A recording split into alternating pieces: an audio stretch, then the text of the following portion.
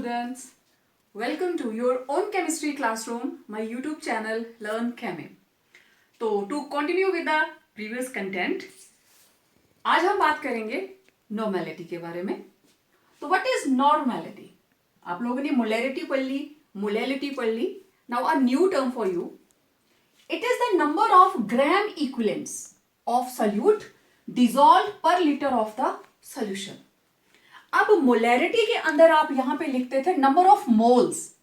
अब ये हमारे पास एक नई टर्म आ गई, ग्राम इक्विवेलेंट्स. किसके? सॉल्यूट के, और प्रेजेंट पर लीटर ऑफ द सॉल्यूशन. और आप कैसे लिखेंगे इसको? This is number of gram equivalents of solute upon volume of solution in ml, और क्या करते हैं हम? Multiplied by 1000. ठीक है. Now number of gram equivalents किसके बराबर होते हैं? This is given mass of solute divided by equivalent mass of solute. अब मॉलिक्यूलर मास की जगह हमारे पास एक नई टर्म आ गई, इक्विवेलेंट मास. ठीक है. तो जब इसकी वैल्यू को हम इसमें पुट करेंगे तो नॉर्मेलिटी किसके बराबर आ जाएगी?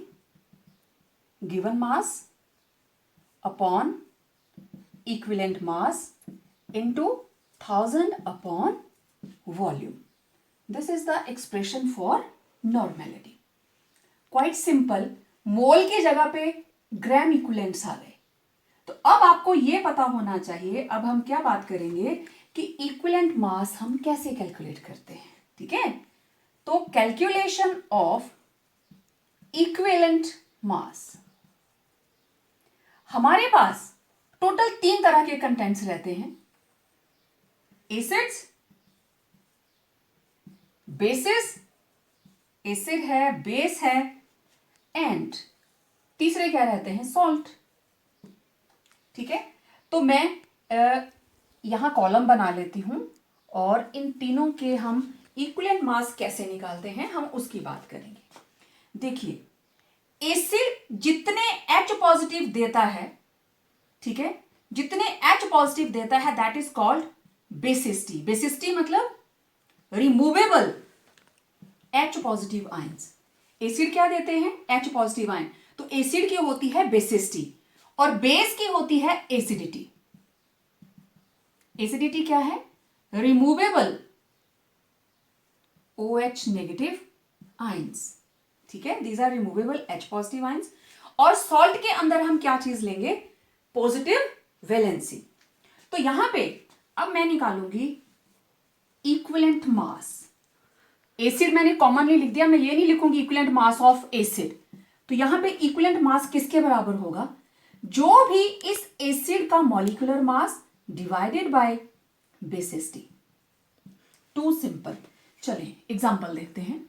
For example HCl. तो HCl के अंदर रिमूवेबल H पॉजिटिव कितने हैं? 1. तो इसकी बेसिसिटी कितनी आई? 1. तो अब इसका इक्विवेलेंट मास किसके बराबर? Molar mass upon basicity. Molar mass upon basicity. तो HCl का मोलर मास, हाइड्रोजन का 1 प्लस क्लोरीन का 35.5 कितना आया भाई? 36.5 अपॉन 1. तो इसका इक्विवेलेंट मास भी कितना आया? 36.5 ग्राम इक्विवेलेंट. ठीक है. ओके.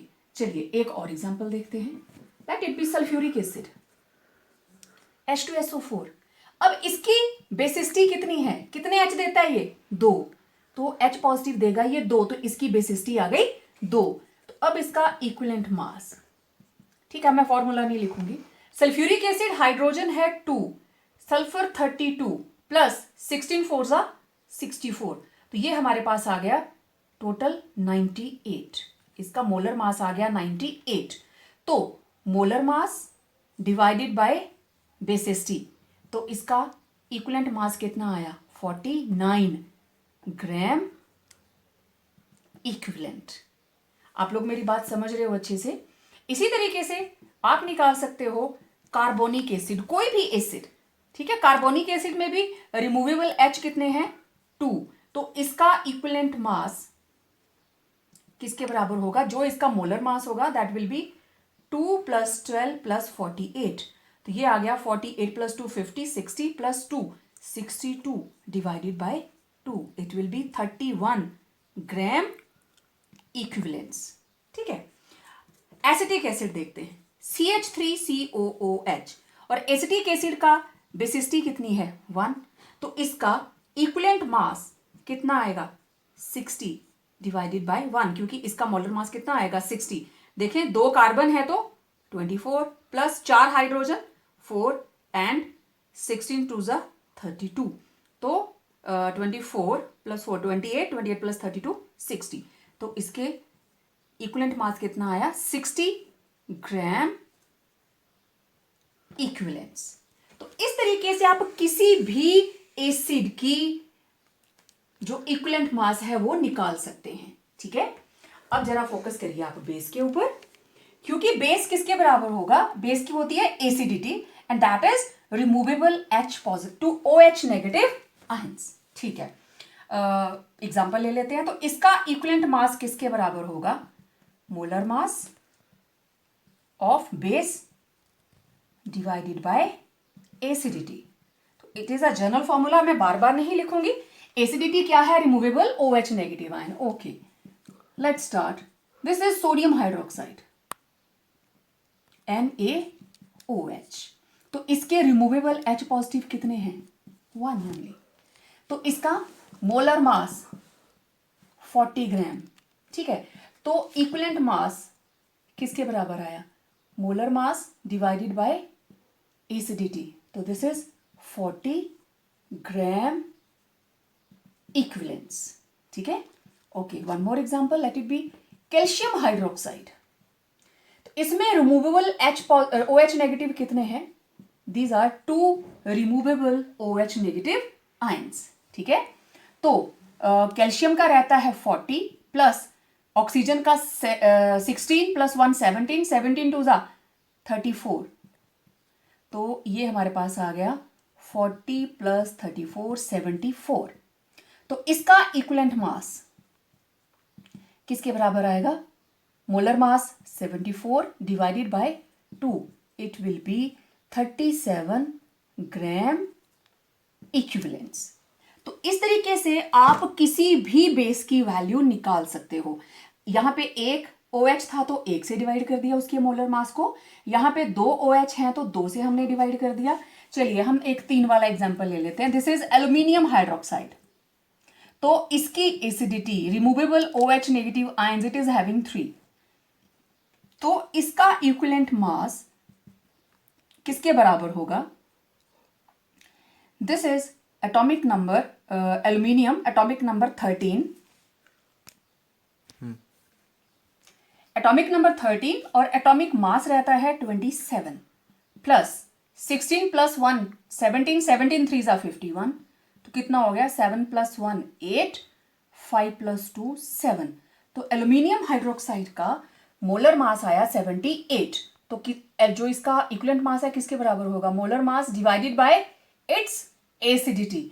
तो it will be divided by 3। तो दिस इज 3 2 ज़ा 6 एंड 3 6 ज़ा 18।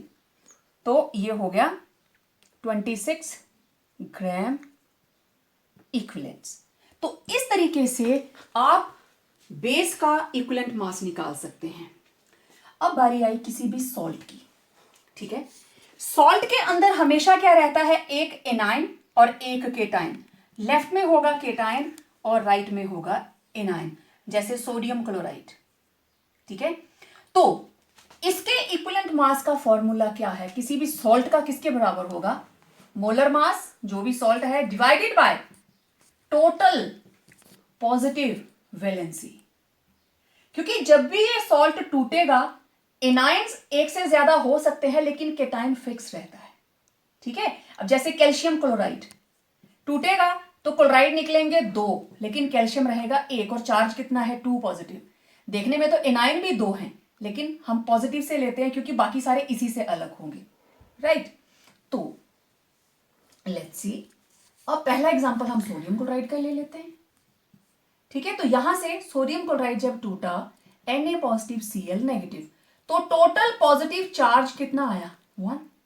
तो इसका equivalent mass it will be equal to molar mass upon total positive valency. तो मोलर मास सोडियम हाइड्रोक्साइड का 58.5 डिवाइडेड बाय 1, तो it will be 58.5 gram equivalent. चलें एक और देखते हैं, let it be calcium chloride. जब कैल्शियम क्लोराइड टूटेगा, calcium 2 positive and 2Cl negative, इसके ऊपर पूरा फोकस रखिए, क्लियरली दिखाई दे, 2Cl नेगेटिव, तो इक्विवेलेंट मास किसके बराबर होगा? मोलर मास कैल्शियम का होता है 40 और एक क्लोरीन 35.5 इंटू 2 71, तो ये आ गया 111 divided by total positive charge कितना है इसके ऊपर देखिए 2, तो दिस इज 2 5 10, 2 5 10, यही आएगा 55.55 ग्राम इक्विवेलेंट। तो इस तरीके से हम इक्विवेलेंट मास कैलकुलेट करते हैं। यहां फोकस करिए। नॉर्मेलिटी निकालने का फॉर्मूला बिल्कुल simple, given mass upon equivalent mass into 1000 upon volume. फर्क क्या है, अब आप डायरेक्ट मोलर मास नहीं लेंगे, यहां पे नंबर ऑफ मोल्स वाला मास नहीं लेंगे, मोलर मास नहीं लेंगे, आपको इक्विवेलेंट मास निकालना है। न्यूमेरिकल के अंदर अगर एसिड दिया है तो आप इस फॉर्मूले को फोकस करेंगे, आप इस फॉर्मूले को देखेंगे, और अगर बेस है तो आप एसिडिटी से डिवाइड करेंगे मोलर मास को, और अगर सॉल्ट है तो आप इक्विवेलेंट मास निकालने के लिए मोलर मास को डिवाइड करेंगे टोटल पॉजिटिव वैलेंसी के साथ। अब एक न्यूमेरिकल करते हैं, वहां से आपको ज्यादा क्लैरिफिकेशन होगी। चलिए अब एक न्यूमेरिकल करते हैं। Calculate normality of a solution containing 31 gram of hydrated oxalic acid, formula given है आपको H2C2O4 dot 2H2O in 1250 ml of solution. तो ऑक्सैलिक एसिड, मैं इसको फॉर्मूले को आपको खोल के दिखा देती हूं, COOH डॉट 2H2O, ऐसे होता है ये H2C2O4। ठीक है, ओके। गिवन क्या है आपको? Normality containing 31.5 gram of hydrated oxalic acid, तो मास ऑफ सॉल्यूट 31.5 ग्राम। अब क्योंकि मुझे इसमें इक्विवेलेंट मास निकालना है तो पहले इसका मॉलिक्यूलर मास तो निकालना ही पड़ेगा, तो molar mass of solute, solute क्या है? H2C2O4 डॉट 2H2O, कितना आया देखें यहां पे, 2 कार्बन मतलब 12 into 2 plus 4 oxygen 16 into 4 plus 2 hydrogen plus 2 into 18, तो ये आया 24 प्लस 64 प्लस 2 इंटू 18 टू ज़ा 36, तो ये रहा 4 4 8 2 10 10 और 6 16, तो 3 6 9 2 11 12, ये आया 126 ग्राम्स, तो इसका मोलर मास 126 ग्राम। ठीक है, अब क्योंकि ये एसिड है और देखिए इसमें से रिमूवेबल H पॉजिटिव कितने हैं? 2, तो इसकी बेसिसिटी कितनी आई? 2, तो इक्विवेलेंट मास कितना आया? मोलर मास अपॉन बेसिसिटी, तो बेसिसिटी आपने देख ली वो है 2, 2 है रिमूवेबल हाइड्रोजन, 126 अपॉन 2, तो ये आया 2 6 12 2 3 6 63 ग्राम इक्विवेलेंट्स, ये आ गया इक्विवेलेंट मास। अब फॉर्मूला लगा दीजिए। अब वॉल्यूम आपको गिवन है, वॉल्यूम ऑफ सॉल्यूशन कितना है? 1250 ml, तो नॉर्मेलिटी किसके बराबर होती है? Given mass upon equivalent mass into 1000 upon 1250, या जो भी आपका पहले वॉल्यूम लिख लेते हैं अपॉन वॉल्यूम। तो गिवन मास 31.5, इक्विवेलेंट मास 63 into 1000 upon 1250.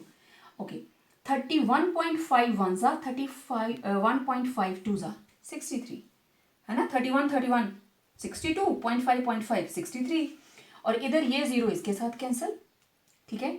ये आ गया 25 4 जा 100, 25 5 जा 125, तो ये आ गया 4 upon 10, it will B 0.4 normal, ठीक है। नॉर्मेलिटी को हम बोलेंगे 0.4 नॉर्मल और 0.4 ग्राम इक्विवेलेंट पर लीटर। तो इस तरीके से जो भी नॉर्मेलिटी का न्यूमेरिकल आपके पास होगा आप उसको एक्सप्लेन करेंगे। पहले आप जो जो गिवन है उसको लिखिए। सॉल्यूट का मास दिया है, आपको मोलर मास निकालना है क्योंकि इक्विवेलेंट मास के लिए इसको निकालना जरूरी है और वो हर बार आप फॉर्मूले से ही निकालेंगे। तो ये मैंने फॉर्मूला इसीलिए ऐसे करके लिखा था सो दैट आपको पता चल जाए रिमूवेबल हाइड्रोजन इसमें कितनी है। तो equivalent mass molar mass upon basicity, basicity मतलब removable hydrogen, it is divided by 2, 63 gram equivalents. तो वॉल्यूम आपको गिवन है, वैल्यूज पुट कीजिए, काट दीजिए and you will get the answer to your query.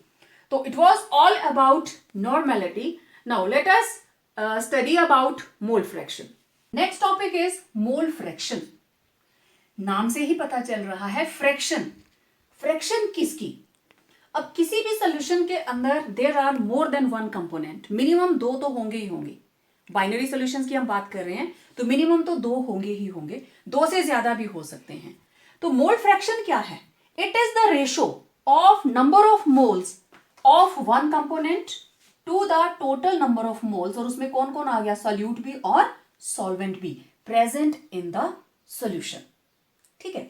तो किसके बराबर हुआ? Number of moles of one component upon total number of moles of all components. Okay, now let A and B 2 components, ठीक है, and number of moles A के कितने हैं? Na और B के कितने हैं? Nb। इसके नंबर ऑफ मोल्स Na और B के नंबर ऑफ मोल्स मैं लिख लेती हूं, नंबर ऑफ मोल्स कितने आए? Nb। तो टोटल नंबर ऑफ मोल्स कितने आए? Na प्लस Nb, ये आ गए हमारे पास टोटल नंबर ऑफ मोल्स।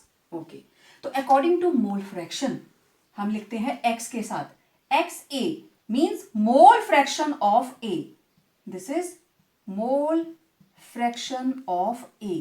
किसके बराबर होगा? Number of moles of A उसके अपने number of moles divided by Na plus Nb। Similarly, mole fraction of B, number of moles of B किसके बराबर होगा? Nb upon Na plus Nb, क्योंकि ये क्या है? Total number of moles. And also XA and XB हमेशा किसके बराबर होंगे? 1 के बराबर। तो आपने यहां XA की वैल्यू निकाल ली, XB निकालने के लिए लंबा फॉर्मूला अगर नहीं लगाना चाहते हैं तो XB किसके बराबर होगा? 1 माइनस XA, और XA किसके बराबर होगा? 1 माइनस XB। तो जितने भी नंबर ऑफ मोल्स होंगे, 2 से ज्यादा भी हों, Na plus Nb plus Nc, उनका भी XA XB XC किसके बराबर होगा? हमेशा 1 के बराबर। तो एक न्यूमेरिकल देखते हैं, उससे आपको ज्यादा क्लैरिफिकेशन होगी। चलिए एक न्यूमेरिकल सॉल्व करते हैं। A solution is 25% water, 25% ethanol and 50% acetic acid by mass. Calculate mole fraction of each component. तो हमारे पास 3 कंपोनेंट हैं। चलिए मैंने ले लिया A, B, C, so that हमें कैलकुलेशन में थोड़ा इजी रहे। तो A कंपोनेंट है मेरे पास वाटर, B कंपोनेंट है मेरे पास ethanol and C component is acetic acid, ठीक है। तो वाटर का फॉर्मूला H2O, इथेनॉल का फॉर्मूला C2H5OH और एसिटिक एसिड इज CH3COOH। ठीक है, अब परसेंटेज क्या गिवन है आपको, जो जो गिवन है वो लिखते जाइए। It is 25%, it is 25% and it is 50%। अब क्योंकि बाय मास दिया है तो इसका WA गिवन मास कितना है 25 ग्राम, इसका गिवन मास WB कितना है 25 ग्राम्स, गिवन मास WC कितना है 50 ग्राम्स। आपको पता है नंबर ऑफ मोल्स किसके बराबर होते हैं, given mass upon molecular mass, और यही फॉर्मूला हम यहां पे लगाएंगे। ये जो कॉमन बात आती है वो हम ऐसे लिख लेते हैं। ठीक है, चलिए इसको फिर से एक्सटेंड कर दिया हमने। अब वाटर का मोलर मास, ये WA हो गया तो मैं इसको लिख लिया MA, मोलर मास 18 ग्राम। इसका MB मोलर मास इथेनॉल का इट इज 46 ग्राम्स, आप कैलकुलेट कर सकते हैं। इसके बाद आया acetic acid, MC molecular mass of acetic acid, it will be 60। अब number of moles of A किसके बराबर, given mass upon molecular mass, mole number of moles of B component ethanol, given mass upon molecular mass, और number of moles of C third component के किसके बराबर आए, given mass upon molecular मास। ठीक है, अब इसको सॉल्व किया 25/18 को, देन वी विल गेट 1.388। ये आए number of moles of first component, then number of moles of ethanol 25/46, it will be 0.543, and number of moles of third component 50/60, it will be 0.833।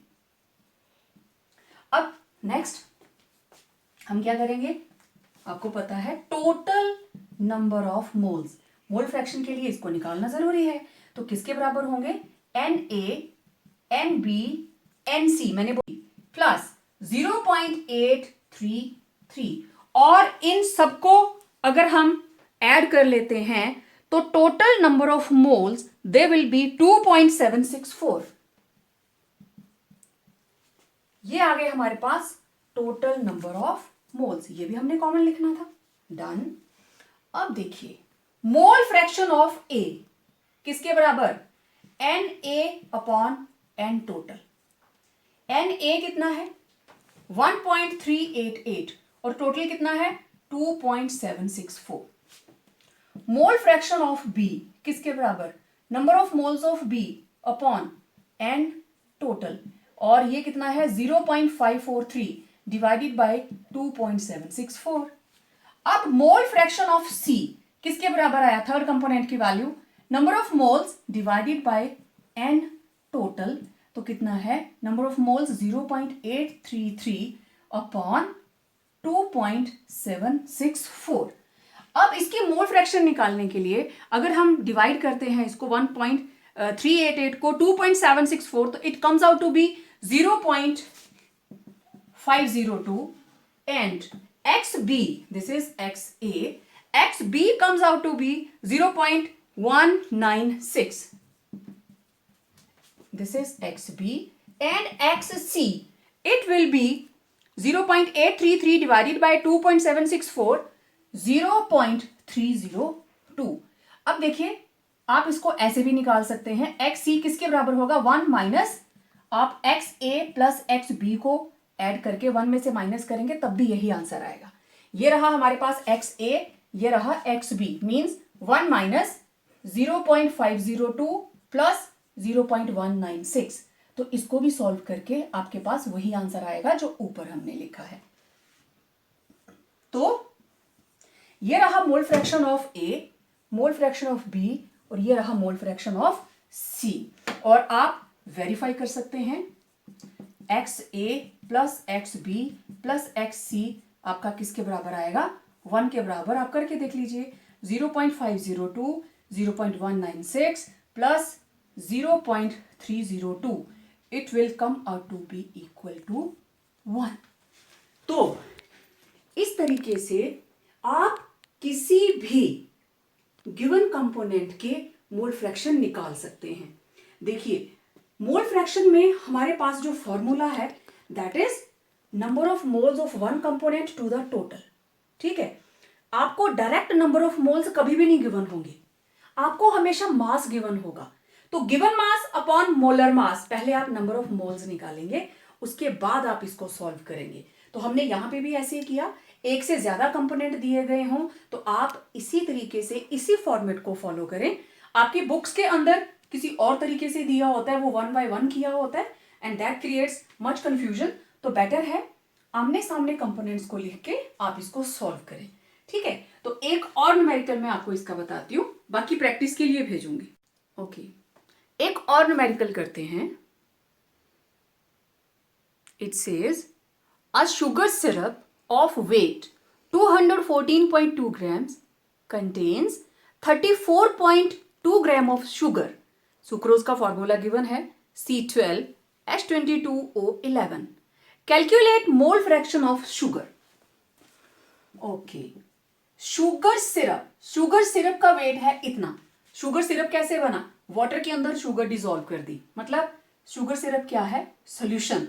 तो weight of solution क्या है? ये sugar syrup given है आपको 214.2 ग्राम, right.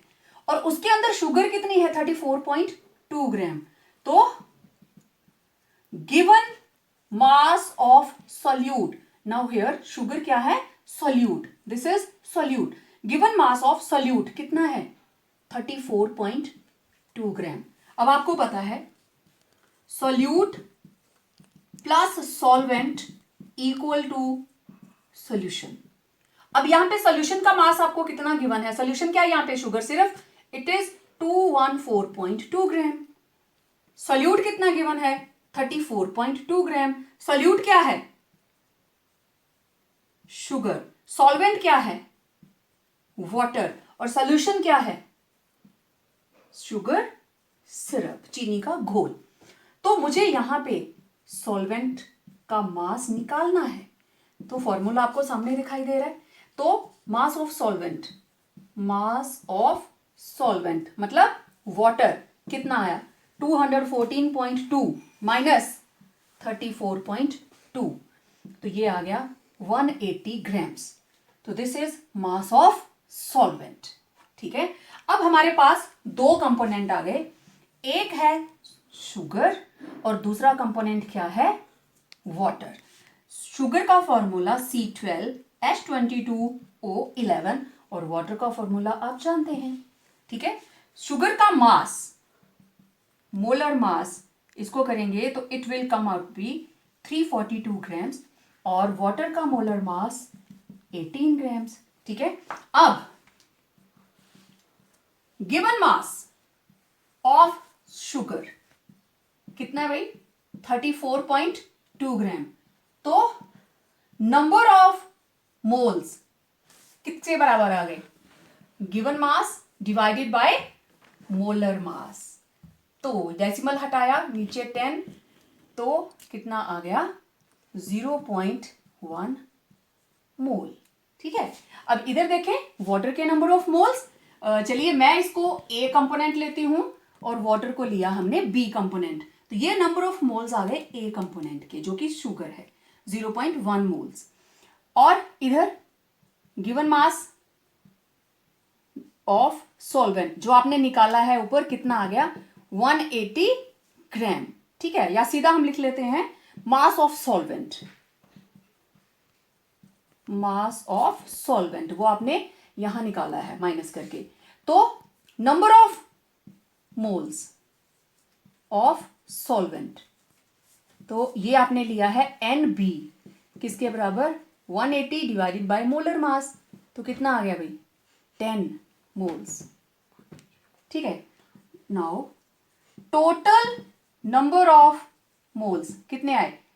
Na plus Nb, it will B 0.1 plus 10, तो ये आ गया 10.1.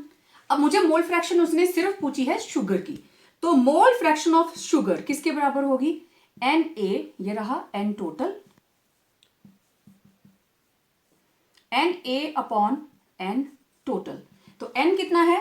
0.1 divided by N total कितना है? 10.1. जब आप 0.1 को 10.1 के साथ डिवाइड करेंगे, it will come out to be 0.009. This is mole fraction of A, means mole fraction of sugar. Water की पूछी नहीं है, लेकिन अगर आपको वाटर की निकालनी हो, you can calculate X B equal to 1 minus X A. यहां आपके पास एक्स ए आ गया है, आप उसको उसमें से माइनस करके वाटर की भी मोल फ्रैक्शन निकाल सकते हो. जब भी आपके पास कोई न्यूमेरिकल आता है, आप स्टेटमेंट को ध्यान से पढ़ें, क्योंकि मोल फ्रैक्शन निकालने के लिए आपको 2 या 3 जितने भी कंपोनेंट दिए गए हैं उनके नंबर ऑफ मोल्स निकालने हैं. और नंबर ऑफ मोल्स के लिए आपको जितना भी उसका एक्टिव मास है डिवाइडेड बाय मोलर मास करेंगे, तभी नंबर ऑफ मोल्स आएंगे.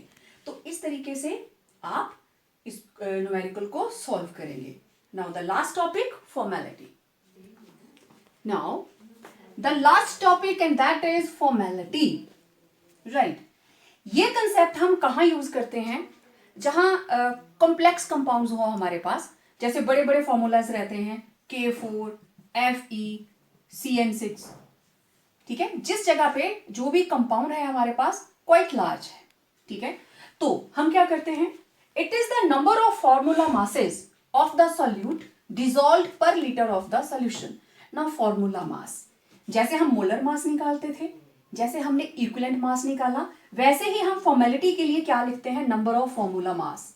किसके बराबर होगा? Given mass divided by molar mass as in formula, जो फॉर्मूला में दिखाई दे रहा होगा. जैसे ये कॉपर सल्फेट ले लिया, कोई भी कंपाउंड, कोई भी कॉम्प्लेक्स कंपाउंड, आप उसका इसका फॉर्मूला मास आप निकाल सकते हो. जैसे पोटेशियम है, it will B 4 into 39 plus iron 56 plus carbon कितने हैं? 12 इंटू 6 प्लस नाइट्रोजन कितने हैं? 6, 14 इंटू 6. इन सबका आप टोटल करेंगे तो it will B molar mass, कितना जो भी इसका आएगा. तो जब फॉर्मूला मास निकालेंगे, अब आपको कितना गिवन है, मान लीजिए इस कंपाउंड का आपको सिर्फ गिवन है लेट इट बी 35 ग्राम, तो इसका टोटल करके जो भी मास आएगा, इसको जब उससे डिवाइड करोगे, मान लो ये आ गया m, तो 35 अपॉन m, तो ये आ जाएंगे नंबर ऑफ फॉर्मूला मास. ठीक है, तो